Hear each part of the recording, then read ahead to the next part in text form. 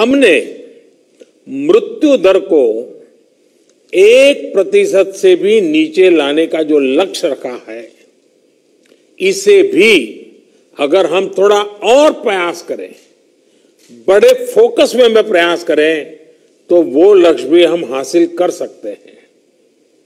अब आगे हमें क्या करना है, कैसे बढ़ना है, इसे लेकर भी काफी स्पष्टता हमारे बीच में भी उभर करके आई और एक प्रकार से ग्रास रूट लेवल तक सब लोगों के दिमाग में पहुंच गया। अभी क्या करना है, कैसे करना है, कब करना है, बात हिंदुस्तान के नागरिक तक हम पहुंचा पाए हैं।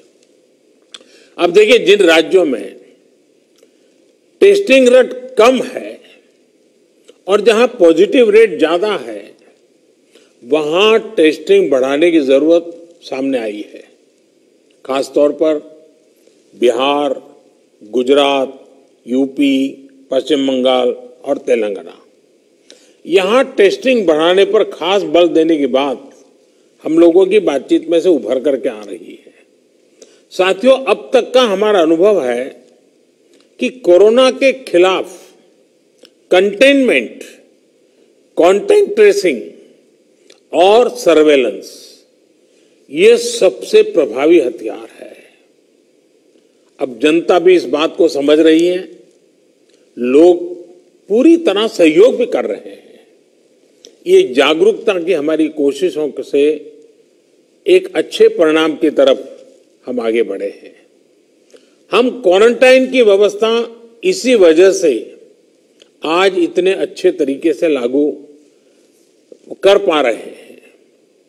एक्सपर्ट्स अब ये कह रहे हैं कि अगर हम शुरुआत के 72 घंटे में ही केसेस की पहचान कर ले, तो ये संक्रमण काफी हद तक धीमा हो जाता है।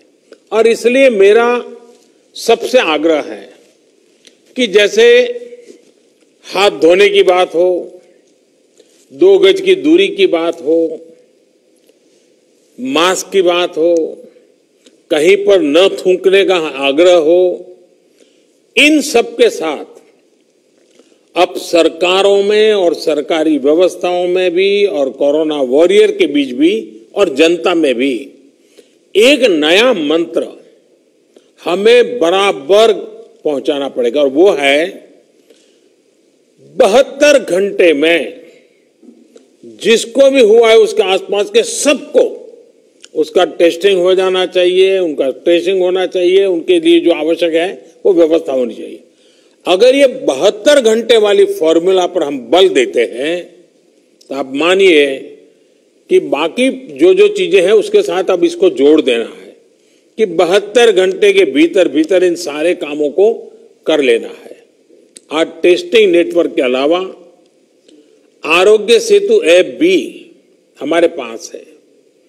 आरोग्य सेतु की मदद से अगर हमारी एक टीम रेगुलरली उसका एनालिसिस करे, तो बहुत आसानी से किस एरिया से शिकायत आ रही है हम पहुंच सकते हैं। हमने देखा कि हरियाणा के कुछ जिले, उत्तर प्रदेश के कुछ जिले और दिल्ली, एक ऐसा कालखंड आया कि बड़ी चिंता का विषय बन गया।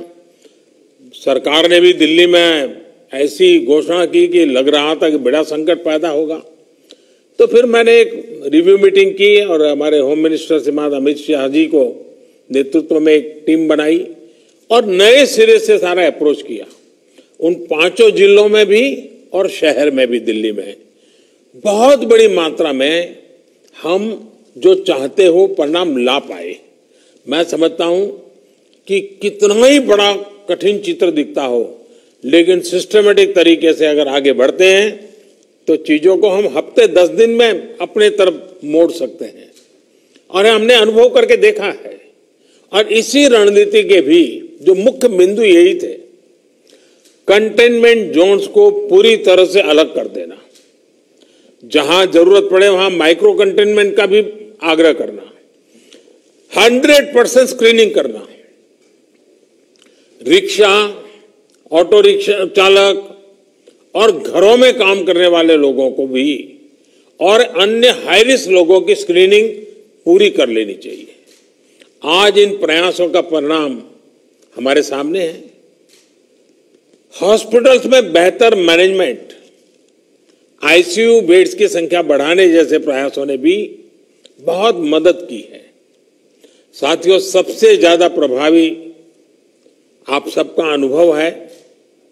आपके राज्यों में जमीनी हकीकत की निरंतर निगरानी करके जो नतीजे पाए गए, सफलता का रास्ता उसी से बन रहा है। সাবস্ক্রাইব করুন এখন বিশ্ব বাংলা সংবাদ, ক্লিক করুন বেল আইকনে আর সব সময় থাকুন খবরে আপডেটেড।